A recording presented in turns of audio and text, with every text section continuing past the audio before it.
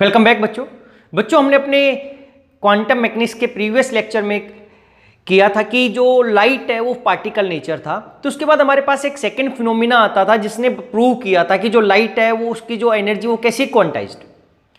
तो different phenomena थे, like हमारे पास आया हीट कैपेसिटी ऑफ सॉलिड्स, फिर ब्लैक बॉडी रेडिएशंस आया, एटॉमिक स्ट्रक्चर आया, एटॉमिक स्पेक्ट्रा आया, या हमने बोला कि लाइन स्पेक्ट्रा ऑफ मेटल्स, जो हम एटॉमिक जो लाइन स्पेक्ट्रा मिलता है मेटल्स का, उन सभी ने प्रूव किया कि जो एनर्जी है वो कैसी थी, क्वांटाइज्ड है। तो अब ये एटॉमिक स्पेक्ट्रा या लाइन स्पेक्ट्रा या ब्लैक बॉडी रेडिएशन को समझने से पहले हम समझते हैं कि व्हाट इज कंटिन्यूस स्पेक्ट्रा। ये कंटिन्यूस स्पेक्ट्रा क्या होता है, क्योंकि जब हमें समझ में आ जाएगा तब हमें पता चलेगा कि क्या लिमिटेशन थी क्लासिकल मैकेनिक्स की जिसको क्वांटम ने एक्सप्लेन किया। या हम बोल सकते हैं what is thermal line spectra. Thermal line spectra क्या है, कंटिन्यूस स्पेक्ट्रा क्या है, पहले हम ये डिस्कस करते हैं, उसके बाद हम अपना करेंगे ब्लैक बॉडी रेडिएशंस जो हमारी लिमिटेशन थी क्लासिकल की, या हम बोलेंगे एटॉमिक स्पेक्ट्रा ऑफ मेटल। तो चलिए देखो हम क्या क्या बोल सकते हैं। हम बोलते हैं यहां पर कि थर्मल कंटिन्यूअस स्पेक्ट्रा, या इसी को हम दूसरा नाम बोल सकते हैं कंटिन्यूअस लाइन स्पेक्ट्रा, या इसी को हमने बोल दिया थर्मल एमिशन ऑफ रेडिएशंस। ये तीन नाम दे सकते हैं हम, एक ही चीज है, ये अलग अलग नहीं है। ये हम डे टू डे लाइफ में ऑब्जर्व करते थे, क्योंकि क्लासिकल मैकेनिक्स हमारी डे टू डे लाइफ की एक्टिविटीज जो हम फिनोमिना ऑब्जर्व करते थे उसको एक्सप्लेन करती थी। तो इन्होंने क्या बोला, देखो हम क्या ऑब्जर्व करते हैं, क्या यहां पे क्लासिकल मैकेनिक्स ने हमने बोला था कि a body above absolute temperature, absolute temperature क्या था, 0 केल्विन, कि body above absolute temperature will emit radiations,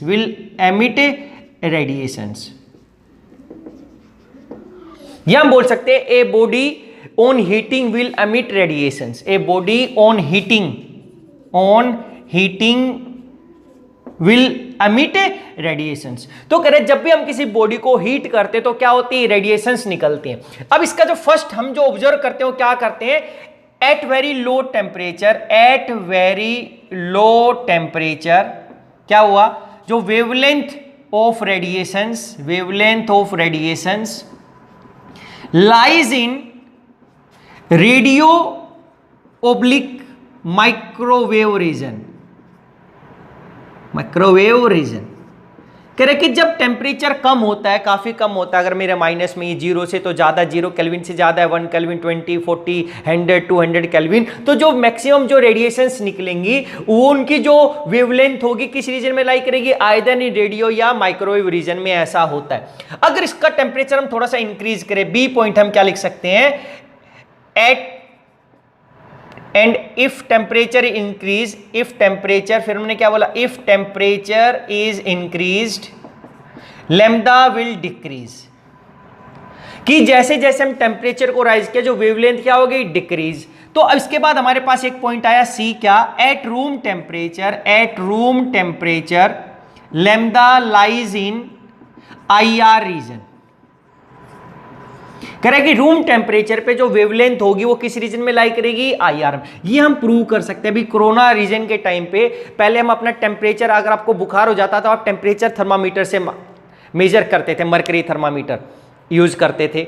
लेकिन अब क्या हो गया कि अवॉइड करने के लिए मैं क्या, IR थर्मामीटर, कि आपके पास एक थर्मामीटर होगा, आपके फोरहेड के पास लेके जाएंगे, वो क्या करेगा, क्योंकि आपकी बॉडी रूम टेम्परेचर पे है तो आपकी बॉडी एमिट करती है अलग अलग रेडिएशन, उस रेडिएशन को हम देख नहीं सकते क्योंकि वो विजिबल रीजन में नहीं है। वो कौन से रीजन में है, IR में। क्योंकि रूम टेम्परेचर पे अगर आप कोई भी ऑब्जेक्ट है, इधर से वो कोई मेटल है या स्टोन है, अगर वो रूम टेम्परेचर पे दिखा है, आप मरकरी अपना IR थर्मामीटर लेके जाओगे तो उसके अंदर कुछ एक वैल्यू दिखाई देगी, वो बताएगा कि उसका टेम्परेचर कितना है। तो जब आपकी बॉडी के पास होता है तो उस पर 98 डिग्री फ़ारेनहाइट या 97 या 99 आ सकता है। अगर ज्यादा आ गया तो आपको क्या क्वारंटाइन कर देंगे, क्योंकि आपको शक है इसको क्या हो गया, कोरोना हो सकता है। तो क्या था, पहले हमने ध्यान नहीं दिया था, अब पता चला कि जो हम टेम्परेचर मेजर करते हैं वो IR थर्मामीटर के थ्रू कर सकते। पहले डे टू डे लाइफ में वो दिखाई नहीं देता था, अब दिखाई दे रहा है। तो ये तो प्रूव हो गया कि जो IR थर्मामीटर्स हैं, थर्मोमीटर्स हैं, वो हम यूज कर सकते हैं। क्यों? क्योंकि हमारी जो बॉडी है रूम टेम्परेचर पे जो रेडिएशन समिट करती है किसमें करती है? आईआर रीजन में करती है बच्चे, इंफ्रारेड। तो अगर आप पास इंफ्रारेड थर्मामीटर तो आप इजीली मेजर कर सकते हो टेम्परेचर। तो ये टेम्परेचर को इसी के ऊपर है। देखो अगर आप टेम्परेचर और ज्यादा इंक्रीज किया, अगर टेम्परेचर क्या क्या at higher temperature, at higher temperature, higher temperature कितना? नियरली 300 केल्विन, 3000 केल्विन, या हमने बोल दिया कि कितना एट हाइयर टेम्परेचर क्या हो गया? ये क्या हो गया? एक हॉट बल्ब का होता है। पहले हम जो बल्ब यूज करते थे हॉट बल्ब, अब हमने क्या एलईडी लाइट्स लगा दी, पहले बल्ब यूज करते थे उसका टेम्परेचर इतना होता है कि नियरली 3000 केल्विन। तो क्या हो गया? Object will at higher temperature 300 Kelvin 3000 Kelvin object will emit radiations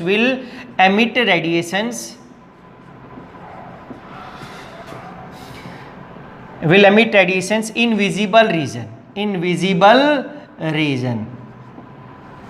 तो कह रहे हैं कि अगर इतना होगा तो जो रेडिएशन एमिट होंगी वो विजिबल रीजन में होंगे और उसको हम देख सकते हैं। ऐसे हमारे पास क्या होता है? Hot iron. अगर आयरन को आपने ज्यादा वेरी हॉट आयरन कर दिया तो वेरी हॉट होगा तो किसका करेगा? रेड कलर दिखाई देगा। आप अपने गैस पे रखना, एक आयरन की नेल लेना, उसको पकड़ना और उसको काफी देर तक गर्म करना। थोड़ी देर के बाद जब रिमूव करोगे साइड में तो उसका रेड कलर दिखाई देने लग जाएगा। इसका मतलब कि उसका टेम्परेचर इतना ज्यादा हो गया कि जो रेडिएशन एमिट कर रहा है वो किस एमिट कर रहा है? वो विजिबल रीजन में कर रहा है। तो वेरी हॉट आयरन किस कलर का दिखाई देगा? रेड कलर का दिखाई देगा।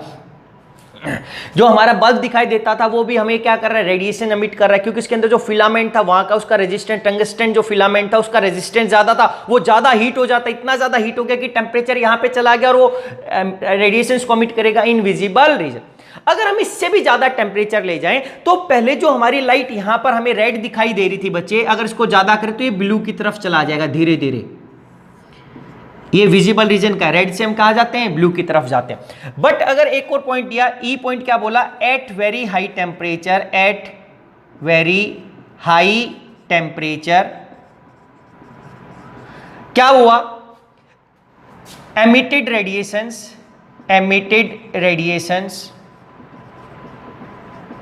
becomes yellow to white।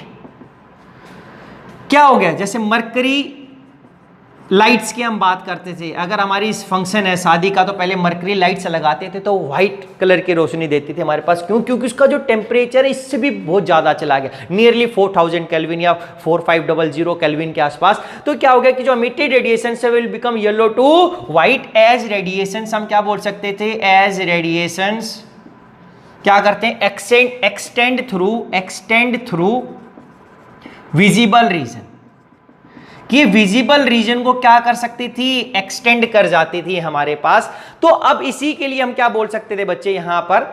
तो इसी के लिए हमने बोला कि ये जो रीजन आ गया, इस रीजन से हमने कॉमन फिनोमेना को एक्सप्लेन किया कि जो हमारे घरों में जो बल्ब थे, जो हमारे लाइट थी, उसको हमने रिप्लेस कर दिया एलईडी से। क्यों कर दिया? तो हम यहां पे लिख सकते हैं इसका जो कॉमन जो एप्लीकेशन था वो क्या था। तो क्या हुआ यहां पे एफ पॉइंट बोल सकते हैं क्या? But at all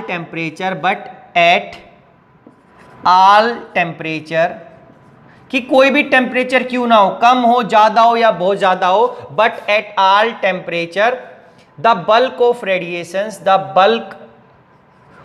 radiations lies in IR region। कह रहे कि कोई भी करें तो हमें बेशक से कलर दिखाई दे रहा है विजिबल रीजन में, लेकिन जो उसकी मैक्सिमम रेडिएशन है जो एमिट हो रही है वो आईआर रीजन में चली गई हमारे पास। इसमें भी जो व्हाइट कलर दिख रहा है, लेकिन जो उसकी मैक्सिमम है जो हमें दिखाई नहीं दे रहा, हमें तो केवल व्हाइट ही दिखाई दे रहा है क्योंकि विजिबल है, बाकी हमें दिखाई नहीं दे रही। तो जो कह रहे कि जो हमें दिखाई नहीं दे रही वो रेडिएशन ज्यादा थी, वो किस में चली गई? आईआर रीजन में। तो इसकी वजह से this is the reason and this is the reason why tungsten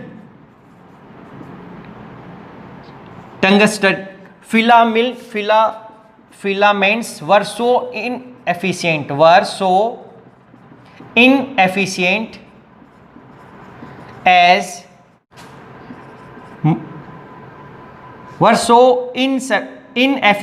as most of the energy is lost in the form of heat, in the form of heat, कितनी, nearly 99% in the form of heat then light. क्योंकि ये light heat क्या बोला, ये IR वाली radiation से ली गई। ये कौन सी हमारे पास, विजिबल वाली radiations,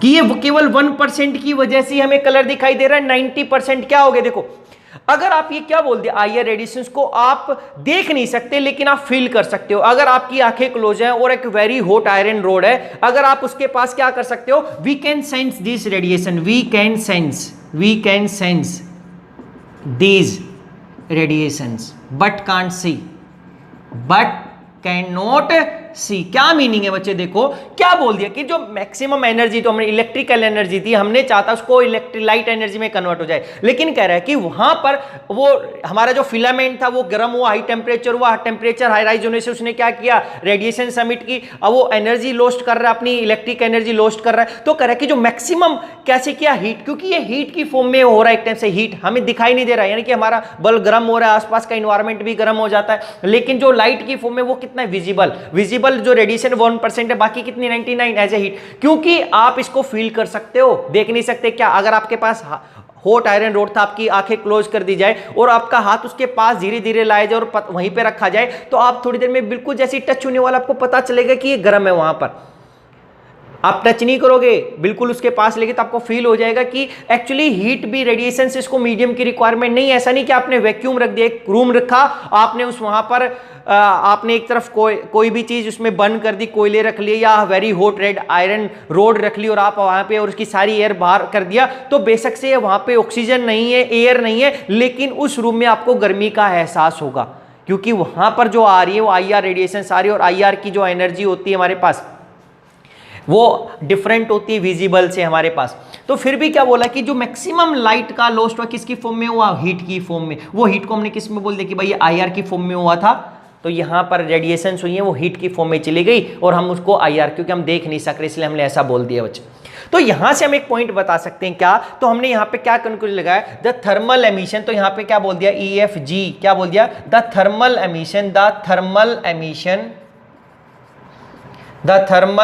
emission spectra are described as continuous spectra। तो जो स्पेक्ट्रा थर्मल एमिशन की वजह से हो रहा है उसको हम क्या बोल सकते हैं, continuous spectra, since all the wavelength within a broad emission range are present। इसलिए जो थर्मल, जब हम हीट करते हैं उस टाइम पे जो स्पेक्ट्रा मिलता है उसको हम क्या बोलते हैं, कंटिन्यूअस स्पेक्ट्रा या थर्मल कंटिन्यूअस स्पेक्ट्रा या कंटिन्यूअस लाइन स्पेक्ट्रा, क्योंकि वहां पर हमें जो वेवलेंथ मिलती है वो सभी टाइप की वेवलेंथ मिल जाती है, एक ब्रॉड रेंज के अंदर मिल जाती है। क्या हुआ, इसका जो कॉमन एग्जांपल है, द कॉमन एग्जांपल ऑफ, अगर हम थर्मल कंटिन्यूअस स्पेक्ट्रा की बात करें तो सन से जो हमें लाइट मिलती है थर्मल की फॉर्म में आ रही है हमारे पास थर्मल एनर्जी की, वो क्या देती है, कंटिन्यूअस स्पेक्ट्रा। तो हम इसके अंदर क्या बोल सकते हैं बच्चे, the common source of thermal emission, the common source of thermal emission is sun. कि अगर सन से कोई लाइट आई हमारे पास, अगर उसको हमने प्रिज्म से पास करवाया तो हमारे पास क्या है, सभी कलर की, यहाँ पे ब्लू से लेकर क्या रेड तक, बाकी तो हमें दिखाई नहीं दे रही, यानी कि आपको सभी जगह कंटिन्यूस दिखेगा। ऐसा नहीं कि यहाँ पे कलर दिख रहा है फिर यहाँ पे दिखाई नहीं देगा, तो कंटिन्यूस दिखेगा, तो इसको हम बोलते हैं कंटिन्यूअस स्पेक्ट्रा। ऐसे ही अगर हमारे पास क्या बोल दिया, ये एप्लीकेशन थी इसका GH या आई पॉइंट, हम क्या बोल सकते हैं कि अगर हमारे पास रेड हॉट आयरन है तो वहां पर क्या दिखाई देगा, हॉट रेड आयरन। फिर क्या बोल सकते हैं, will also emit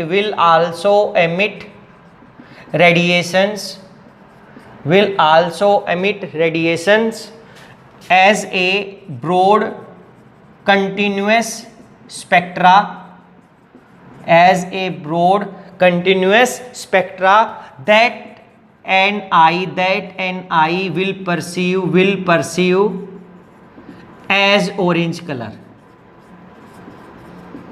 कह रहे कि ऐसी अगर हमारे पास रेड हॉट आयरन था तो अगर उसको भी वो क्या रेडिएशंस करेगा कैसे, ब्रॉड कंटिन्यूस स्पेक्ट्रा, तो वहां पर जो हमें आंखों को दिखाई देगा वो स्पेक्ट्रा एक हमें ऑरेंज कलर दिखाई देगा, लेकिन वहां पे भी सभी टाइप की रेडिएशंस मिलेंगे जिनकी वेवलेंथ अलग अलग होगी। तो देखो यहां से हमें क्या पता चला, तो व्हाट क्लासिकल मैकेनिक्स साइड, तो what classical mechanics said, mechanics ने क्या बोला, व्हाट क्लासिकल मैकेनिक्स सेड, तो हमें यहां से क्या क्या फील पॉइंट्स है जो हम डे टू डे लाइफ में ऑब्जर्व करते थे। फर्स्ट क्या बोला उसने कि when a substance is heated it starts to glow, कि जैसे हम उसको हीट करते हैं वो ग्लो करना स्टार्ट कर देता है। The voter a body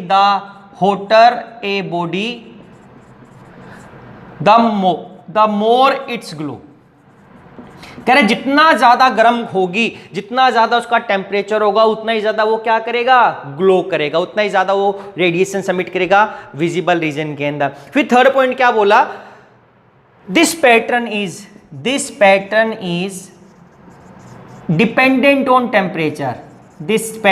dependent on temperature, and independent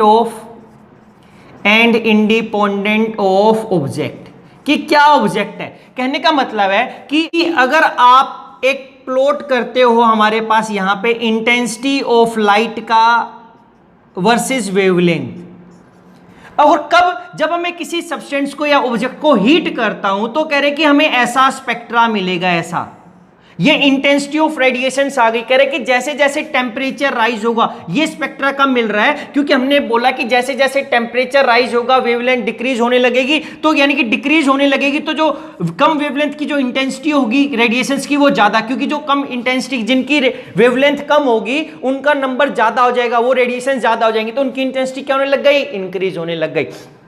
तो ये कब बोल रहा है, जब टेम्परेचर इज इंक्रीज, जब हम टेम्परेचर इंक्रीज कर रहे हैं किसी भी ऑब्जेक्ट का बच्चे, तो ये हमारे पास ऐसा ग्राफ आना था अकॉर्डिंग टू क्लासिकल मैकेनिक्स कि हम जब हीट करेंगे जैसे जैसे टेम्परेचर राइज होगा वेवलेंथ डिक्रीज होने लगेगा, और ये ऐसा स्पेक्ट्रा आना चाहिए था। लेकिन जब हमने एक्सपेरिमेंटल किया तो ये हमें ऐसा नहीं मिला, इसमें कुछ चेंज आया हम लोगों को, उस चेंज की वजह से उसको एक्सप्लेन किया फिर क्वांटम ने। तो अब हम देखते हैं कि अगर हमें इंटेंसिटी और वेवलेंथ का बनाता हूं और अलग अलग टेम्परेचर के साथ तो हमें कैसा मिला।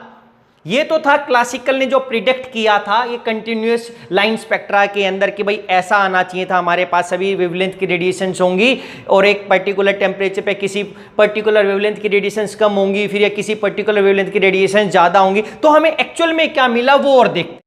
तो बच्चे हम अपना थर्मल जो स्पेक्ट्रा मिला उसको बनाते हैं। क्या लिखा, थर्मल कंटिन्यूअस स्पेक्ट्रा हम अलग अलग टेम्परेचर के स्पेक्ट्रम में बनाते हैं। तो हमने यहां पे ऐसा बनाया, यहां पे लिखा वेवलेंथ की, वेवलेंथ क्या होगी, यहां पर उन इंटेंसिटी ऑफ रेडिएशंस। देखो तो यहां पर हम पहले एक ऐसा बना लेते हैं, एक लाइन हमने ऐसा लगाया, अभी देख लेंगे क्या मीनिंग है इसको डॉट से करके ऐसा। तो पहले सबसे पहले हम ऐसा करते हैं कि यहां पे इस तरीके से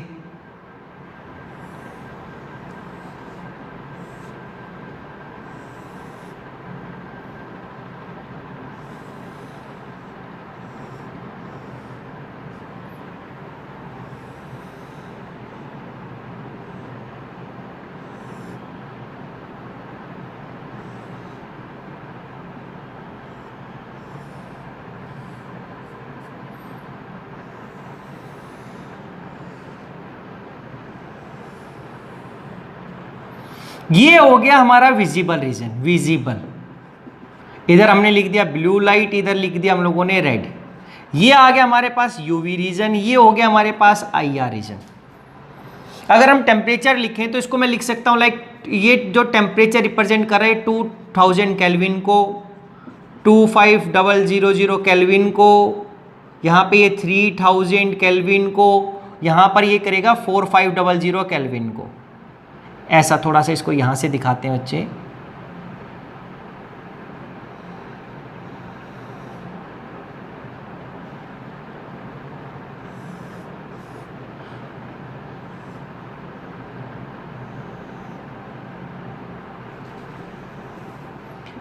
4500 केल्विन। देखो क्या हुआ वेवलेंथ। यहां पे अगर हम देखते हैं हमारे पास क्या दिखाई दे रहा है हम लोगों को, एक चीज देखना, और एक और ग्राफ हम बनाते हैं क्या, अगर हमारे पास क्लासिकल के रिस्पेक्ट में जो आया था यहां पर ऐसा,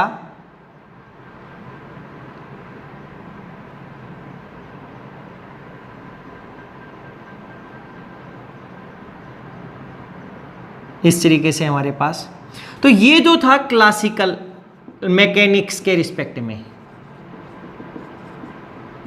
ये जो ग्राफ हमारे पास बाकी ये जो आए हमारे पास, ये था एक्सपेरिमेंटल।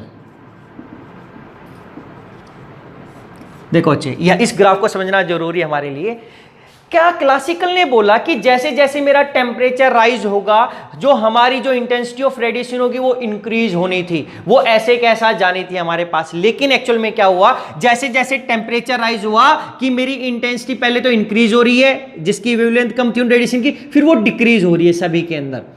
अब क्या हुआ, जैसे ही हमारे पास जब तक 2000 केल्विन है तो हमारा जो रीजन आएगा हमें कोई कलर दिखाई नहीं देगा। क्यों? क्योंकि जो हमारे पास जो रीजन, ये विजिबल रीजन की वेवलेंथ है, तो इस टेम्परेचर या इससे बिलो टेम्परेचर पे हमारे पास इस रीजन की कोई वेवलेंथ एमिट ही नहीं होती, कोई रेडिएशन समिट, तो हमें कोई कलर। लेकिन जब 2500 केल्विन आ गया तो हमें एक पर्टिकुलर, देखो मैक्सिमम ये रेडिएशन इस एनर्जी वेवलेंथ की, ये वेवलेंथ है, ये इस वेवलेंथ की आ रही है, ये अलग अलग वेवलेंथ है, तो सभी वेवलेंथ की रेडिएशन समिट हो रही है। लेकिन जो विजिबल वाले के अंदर वो बिल्कुल थोड़ा सा एमिट हो रही है कि इतनी सी। तो ओवरऑल मैक्सिमम रेडिएशन तो अगर सभी में देखते हो तो कौन सी चलेगी, आईआर रीजन की, जो हमने बोला था कि मैक्सिमम हमेशा आईआर रीजन की वेवलेंथ जाएंगे किसी भी टेंपरेचर पे हो। लेकिन जैसे 3000 में किया तो मैक्सिमम तो हमारे पास कौन सी रीजन के अंदर गई, हमारे पास ये यहां पर आईआर रीजन की। लेकिन फिर इंटेंसिटी किसकी ज्यादा, अगर इंटेंसिटी करूं तो यहां पर रेड लाइट की ज्यादा इंटेंसिटी थी ना मेरे पास, देखो ये रेड की तरफ ज्यादा इंटेंसिटी थी यहां पर इस 30 पे। जब हमने रेड बल्ब की बात की या हम लोगों ने रेड हॉट आयरन की बात की, रेड आयरन हॉट आयरन की, वेरी वेरी हॉट आयरन की बात की,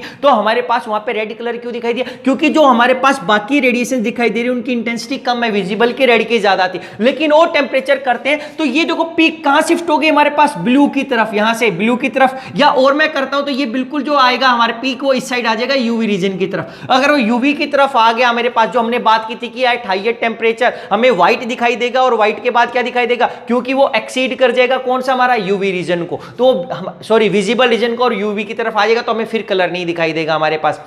तो ये जो ग्राफ ए लाइन बोला, इसको मैं बोल सकता था ए क्लासिकल मैकेनिक्स, यानी कि ए लाइन बोल दिया, और इनको मैंने बी बोला, तो बी हमारी एक्सपेरिमेंटल थी, ए हमारी कैसा था, जो ए लाइन, जो ये ए डॉटेड लाइन है, ए डॉटेड लाइन है, ये हमारी थी अकॉर्डिंग टू क्लासिकल मैकेनिक्स, ये ऑब्जर्व था। तो अब हमें जो ऑब्जर्व था या क्लासिकल, तो इसका मतलब ये हमें एक्सप्लेन ही नहीं कर पाया क्लासिकल मैकेनिक्स की, हमें पहले इंक्रीज इन इंटेंसिटी आ रहा है फिर डिक्रीज हो गया, ऐसा क्यों हुआ, उसके रिस्पेक्ट में तो क्या होना चाहिए था, इंक्रीज। तो इसको एक्सप्लेन किया ये इंक्रीज या डिक्रीज क्यों हुआ, तो यहां पे हमारे पास दो कंसेप्ट आ गए, एक बोल दिया black body radiation, black body radiation.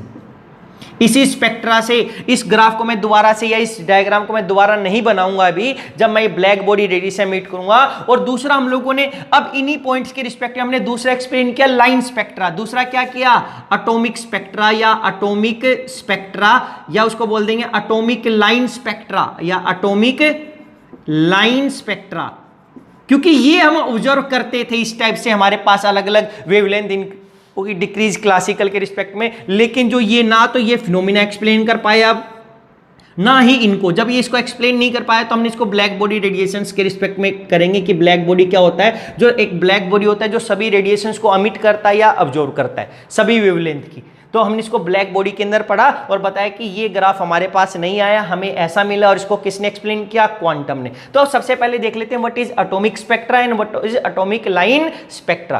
पहले इसको देखते हैं, फिर पता चलेगा ये इससे अलग है। यहां पर हमें देखो सभी वेवलेंथ की लाइट मिल रही है जब मैं किसी ऑब्जेक्ट को हीट करता हूं। देखो यहां से इस वेवलेंथ से लेकर इस वेवलेंथ तक, इस वाले पे इस वेवलेंथ से आगे से लेकर इस वेवलेंथ तक मिल रही है, यानी कि लो वेवलेंथ वाली मिल रही है और हाई वेवलेंथ वाली रेडिएशन मिल रही है, कंटिन्यूस मिल रही है ये सारी की सारी, ये पॉइंट वाली, ये पॉइंट, ये पॉइंट, ये पॉइंट, ये। लेकिन जब आप एटम के रिस्पेक्ट में करते हो, किसी पर्टिकुलर एटम, किसी एलिमेंट के एटम की बात करोगे तो आपको कंटिन्यूस नहीं मिलेगा, आपको एक पर्टिकुलर ये वाली वेवलेंथ मिल सकती है, फिर एक पर्टिकुलर ये वाली वेवलेंथ, एक पर्टिकुलर ये वाली। तो ऐसा क्यों मिला और कैसे मिलता है वो हम एक्सप्लेन करते हैं। देखो बच्चे, और इसी से हमें पता चला, इन इफेक्ट्स ने बताया कि जो हमारे पास होती है एनर्जी वो क्वांटाइज्ड होती है, फिक्स होती है, वो कुछ भी नहीं हो सकती ऐसा। इसमें तो अगर ऐसा कंटिन्यूस होता है नहीं कि कोई भी एनर्जी, ये वाली एनर्जी, ये एनर्जी, ये एनर्जी, ये एनर्जी, ये एनर्जी, सभी एनर्जी, उसने बोला ना कि फिक्स्ड होगी हमारे पास। इन केस में एटॉमिक लाइन स्पेक्ट्रा वाले ने बताया, तो कैसे बताया देखते हैं। सो बच्चे, what is this line spectra? What is this atomic line spectra? इसको समझते हैं भाई। जिसने बोला था क्वांटाइजेशन ऑफ एनर्जी, किसकी? लाइट की। अब हमने देखा था कि जब हमने थर्मल एमिशन किया, जब हमने उसको हीट किया, तो हमारे पास जो ग्राफ आता था बच्चे, हमारे पास सभी वेवलेंथ की लाइट आती थी अलग अलग, सभी यहां पे सभी वेवलेंथ की लाइट आ रही थी अलग अलग पे। वो डिपेंड कर रहा था कि वेवलेंथ कहां से कहां तक वेरी करेगी। अब एटॉमिक लाइन स्पेक्ट्रा में हमने क्या किया? वी टेक मेटल और सब्सटेंस, जो भी हमारा एलिमेंट था, और एलिमेंट जिसका हम लोगों ने स्पेक्ट्रा लेना था, element in a discharge tube, and give electric spark to it, then some of the element will vaporize and electrons will absorb energy and goes into higher energy levels, and when they return back, they lose this energy in the form of light,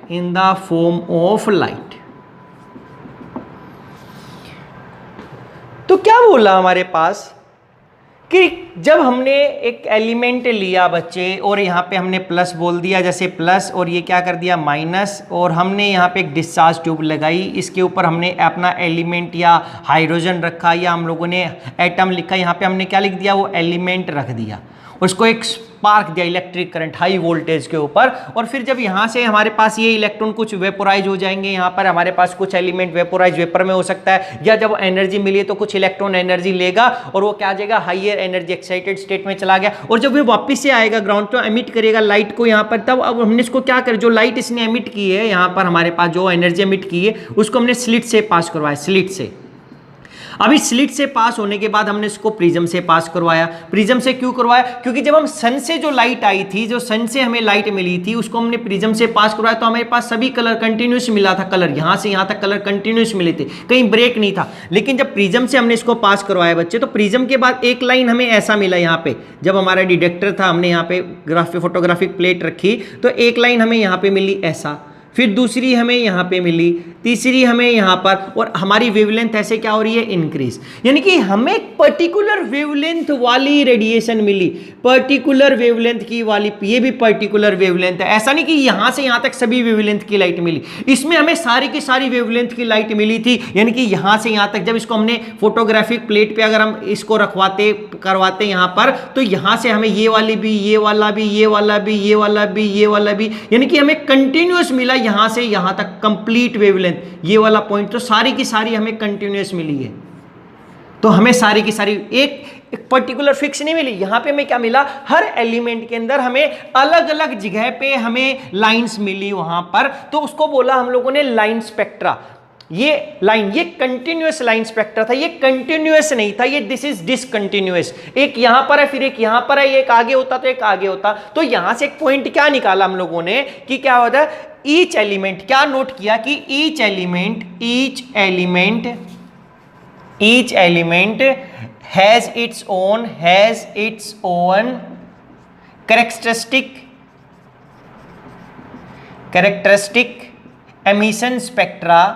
emission spectra which serve as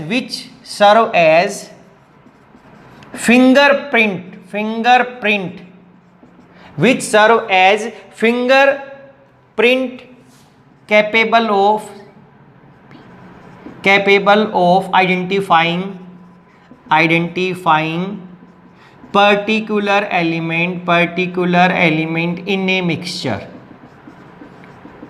क्या बोला बच्चे, जैसे सभी इंसान होते हैं उनका अपना अपना फिंगरप्रिंट सबका अलग अलग होगा, लाखों करोड़ों अरबे जितने भी इंसान है सभी का जो फिंगरप्रिंट्स है सभी के चेंज है, अलग अलग है। तो हम फिंगरप्रिंट एनालिसिस से हम कर सकते हैं कि आदमी को डिटेक्ट कर सकते हैं कौन सा है हमारे, किस आदमी ने कोई खून किया या क्या दूसरा कोई उसने जुर्म किया हुआ है, अगर उसके फिंगरप्रिंट्स हमें मिल जाए। तो ऐसे ही बोला कि जो ये लाइन स्पेक्ट्रा मिला, सभी एलिमेंट्स का अलग अलग फिक्स होता है और सभी की लाइंस एक जगह पे नहीं आती, अलग अलग जगह पे आती। तो कह रहा है कि उनका अपना कैरेक्टरिस्टिक एमिशन स्पेक्ट्रा होता है। और एमिशन कैसा होगा, एमिशन लाइन स्पेक्ट्रा होगा। और ये क्या होगा, उनके फिंगरप्रिंट की तरह काम करता है। अगर हमें एक पर्टिकुलर तीन ही जगह पे फिक्स वैल्यू मिला तो हम बता देंगे कि वो पर्टिकुलर है। तो हम एलिमेंट्स को क्या कर सकते हैं, फिक्स कर सकते हैं, डिटरमाइन कर सकते हैं। तो इसका एक एग्जाम्पल क्या था, अगर हम सोडियम या हाइड्रोजन का देखते हैं तो सोडियम का क्या किया, देखो हम नैनोमीटर के अंदर लेते हैं। यहां पे ये 400 नैनोमीटर वेवलेंथ है, यहां पर कितनी है 500, यहां पर कितनी है 600 और ये कितना है 700।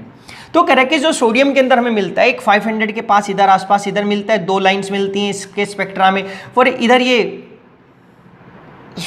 यहां पर और ये 600 के इधर आसपास मिलता है, ये हो गया। और एक लाइन हमें 600 के पास मिलती है। तो अगर हमारे पास इस वेवलेंथ पे मिलता है नियरली 500 से पहले दो, फिर यहाँ पे दो, फिर एक, तो हमें वो स्पेक्ट्रा किसका है, सोडियम का। ये लाइन स्पेक्ट्रा है, atomic spectra of sodium, this is atomic spectra of sodium.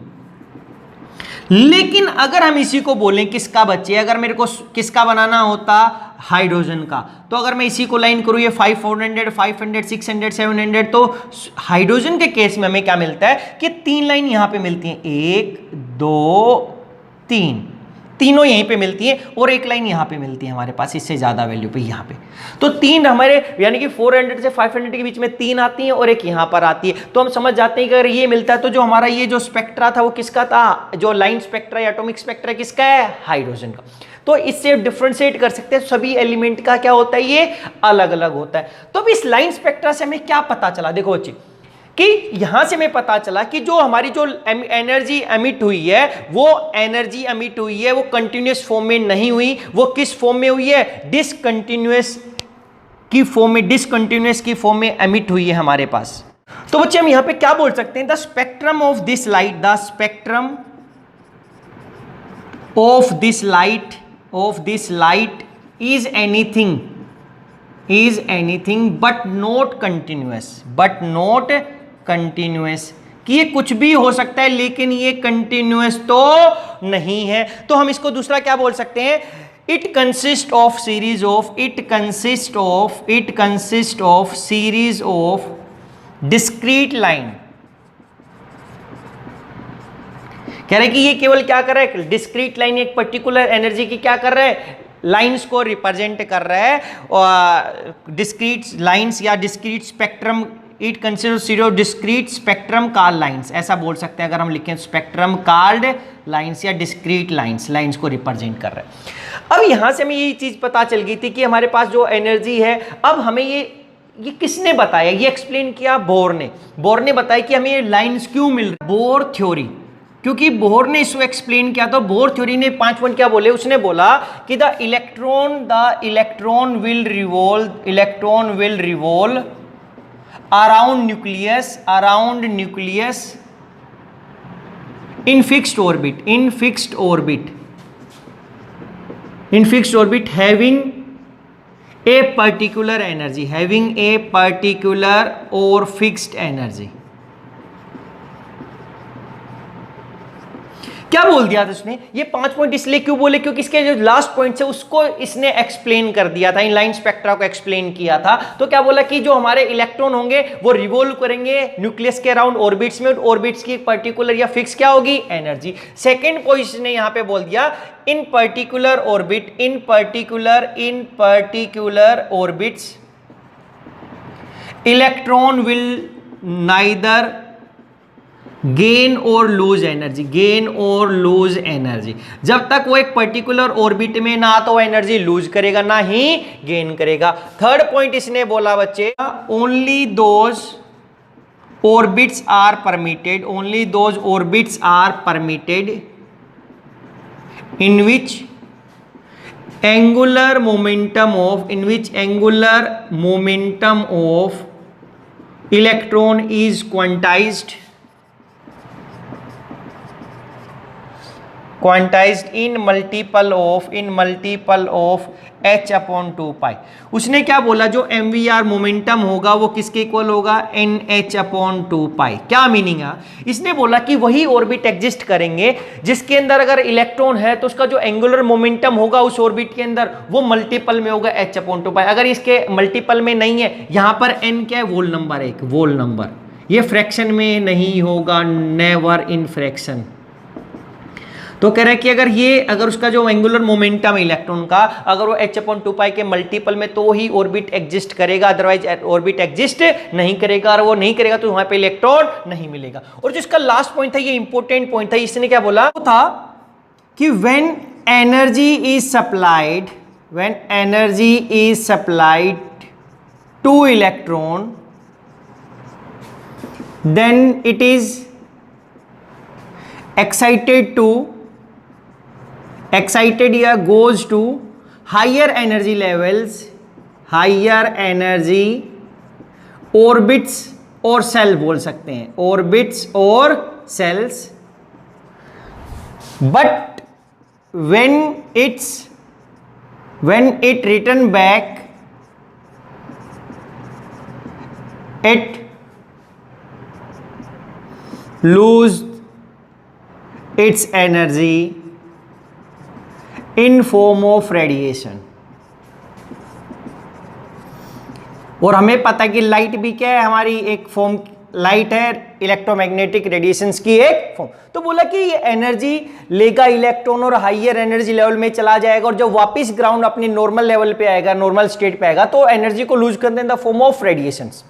अब ऐसा नहीं कि वो इलेक्ट्रॉन कोई भी अमाउंट ऑफ एनर्जी अब्जॉर्ब कर लेगा, वो एक particular amount, fix amount energy absorb करता है, और जब ऊपर चला जाता है उसके बाद जब वापस आएगा तो जो एनर्जी डिफरेंस है हाइयर और लोअर एनर्जी लेवल्स का वो फिक्स होता है, उसकी वजह से एक fix amount of energy release होती है। क्या, अब उसने बोला कि जो एनर्जी होगी रेडिएशंस की जो रिलीज होगी वो किसके इक्वल होगी, यहां से E2 minus E1 divided by H, यानी कि energy of higher excited level, higher energy level, energy of lower level, या बोलेंगे lower orbit, energy of higher orbit, और इसको ऐसे से डिवाइड करते हैं तो हमें क्या मिलेगा, फ्रीक्वेंसी आ जाएगी किसकी, this is the frequency of क्या, एमिटेड, या जो उसने क्या की, एमिट की है अभी रेडिएशंस, क्या है, एमिटेड रेडिएशंस की है। अगर आपको एनर्जी पता चल गई बच्चे, फ्रीक्वेंसी, तो आप उसकी क्या निकाल सकते हो, एनर्जी। तो ऑलवेज जो फ्रीक्वेंसी होगी, जो रेडिएशन वो एमिट कर रहा है इलेक्ट्रॉन, जब वो नॉर्मल स्टेट पे आ रहा है तो फिक्स अमाउंट ऑफ एनर्जी करता है, उनकी एनर्जी फिक्स होती है, ऐसा नहीं वो किसी भी एनर्जी की रेडिएशन फिक्स कर सकता, एमिट कर सकता है।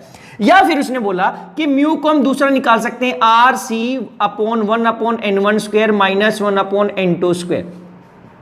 ये क्या हो गया, RYD राइडबर्ग कांस्टेंट है, this is Rydberg constant, C velocity of light, H Planck's constant था। यहां पर N1 और ये जो N है ये हमारे पास है principal quantum number, this is principal quantum number.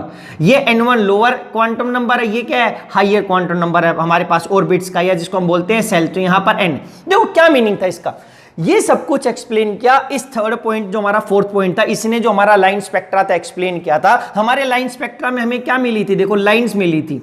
अब ये लाइंस क्या कर रही थी, अगर मैं इस साइड जाता हूं तो मेरी लैम्डा इंक्रीज हो रहा था, अगर मैं इस साइड जाता हूं तो मेरे पास म्यू इंक्रीज हो रहा था, इस साइड म्यू फ्रीक्वेंसी। तो इसका मतलब यहां पर एक पर्टिकुलर फ्रीक्वेंसी की रेडिएशन है, ये एक पर्टिकुलर फ्रीक्वेंसी की रेडिएशन थी, ये एक पर्टिकुलर फ्रीक्वेंसी की रेडिएशन है, फ्रीक्वेंसी बोलो या पर्टिकुलर वेवलेंथ की, क्योंकि यहां पर एक पर्टिकुलर फिक्स इसकी वेवलेंथ होगी तो इसकी क्या होगी, फ्रीक्वेंसी। अगर फिक्स म्यू हो गया तो इसकी फिक्स एनर्जी की रेडिएशन होगी। ये कितनी एनर्जी की रेडिएशन समिट होगी, हमें जो एटॉमिक स्ट्रक्चर मिला, लाइंस, एटॉमिक लाइन स्पेक्ट्रा मिला, ये देखो क्या था, इसने बताया था कि हमारे पास जो इलेक्ट्रॉन रूल कर रहा है, ये क्या था, हमारा न्यूक्लियस। देखो न्यूक्लियस के इधर क्या था, फर्स्ट हमारा के सेल बोलते हैं इसको, के सेल, के का प्रिंसिपल क्वांटम नंबर देते हैं 1, फिर के के बाद क्या हो गया L, अगर ये L आ गया तो N की वैल्यू 2, के L यहां पर क्या आ गया M, M की वैल्यू के लिए N की वैल्यू थी प्रिंसिपल क्वांटम 3। देखो अगर हमारा इलेक्ट्रॉन यहां पर था तो ऐसा नहीं वो कोई भी एनर्जी की रेडिएशन एमिट कर लेगा। अब जो रेडिएशन आ रही है अमिट और ये हमारे पास अब्जॉर्ब की उसने, वो यहां से इस हायर में चला गया, यानी कि यहां N1 से कहां चला गया, N2 में चला गया मेरे पास बच्चे। अगर वो यहां पर चला गया, अब वो जब वापिस आएगा, जब वो हायर से नीचे वापिस आएगा अपनी स्टेट में, तो जो एनर्जी उसने अब्जॉर्ब की वो इन the form of radiation emit करेगा। रेडिएशन का मतलब इन द फॉर्म ऑफ लाइट करेगा। अब जो ये करेगा तो एक पर्टिकुलर एनर्जी की तो करेगा, वो एनर्जी क्या होगा, energy difference between these two. तो जो एनर्जी एमिट करेगा उसकी रेडिएशंस की एनर्जी वो क्या होगी, ये एनर्जी डिफरेंस, जो जितना एनर्जी डिफरेंस है उतनी ही एनर्जी की वो रेडिएशंस क्या करेगा, एमिट करेगा। अगर वो यहां से यहां पर चला गया, ज्यादा एनर्जी अब्जॉर्ब करी वो यहां से यहां तक, वो और कोई एनर्जी नहीं, वो इतनी ही एनर्जी अब्जॉर्ब कर सकता है जितना ही एनर्जी डिफरेंस है, या इतनी एनर्जी अब्जॉर्ब कर सकता है जितना इन दो लेवल्स के बीच में एनर्जी डिफरेंस है। जब वो वापस यहां से वापस यहां पर आएगा फिर एनर्जी एमिट करेगा। इसका मतलब मेरे म्यू आ रहा है, अगर ये सबसे कम है तो इसका मतलब ये, अगर मैंने 1 बोल दिया तो ये 1 को रिप्रेजेंट कर रहा है क्योंकि इसकी म्यू एनर्जी कम है यहां पर। फिर ये 2 को रिप्रेजेंट कर रहा है तो ये 2 की एनर्जी। अगर वो फिर इसके बाद एक सेल और आ जाए हमारे पास ऐसा KLMN आ जाए n, तो n की वैल्यू क्या हो जाएगी 4, तो ये यहां से यहां तक ये किसको रिप्रेजेंट करेगा, 3 को, तो 3 को। अब ये सभी का जो ये स्पेक्ट्रा है, जो एनर्जी डिफरेंस है जो ये बिटवीन ये यहां पे हमारे पास सेल्स का, सभी में सेम नहीं होता, वो अलग अलग होता है। तो सभी का एनर्जी क्या होगा, एक पर्टिकुलर फिक्स अमाउंट ऑब्जर्व करेगा और पर्टिकुलरली क्या करेगा, रिलीज करेगा। तो इसका मतलब जो रेडिएशन एमिट हो रही है वो सभी एनर्जी की नहीं हो रही, एक पर्टिकुलर एनर्जी की रेडिएशन एमिट हो रही है। तो इससे हमें क्या पता चला, दिस गिव आइडिया ऑफ, जो हमने आइडिया बोला था कि जो एनर्जी है क्या, जो लाइट रेडिएशंस की, जो रेडिएशंस की एनर्जी वो क्वांटाइज्ड होगी, फिक्स होगी, वो है this line spectra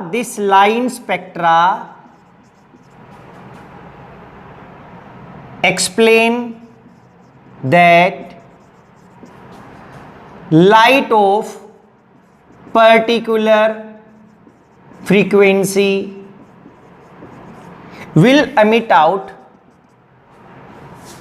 light of a particular frequency will emit out,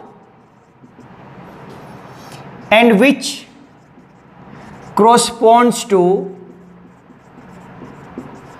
energy difference between